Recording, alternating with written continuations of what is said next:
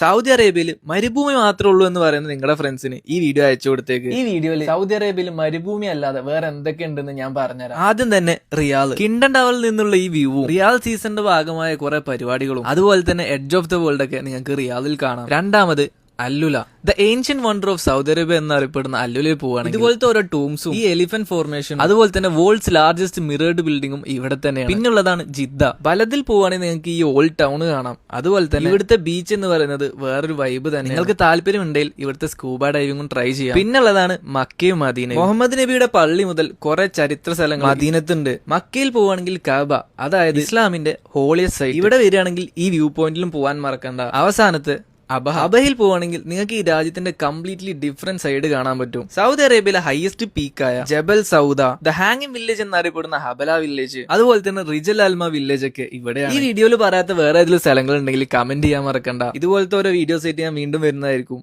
By.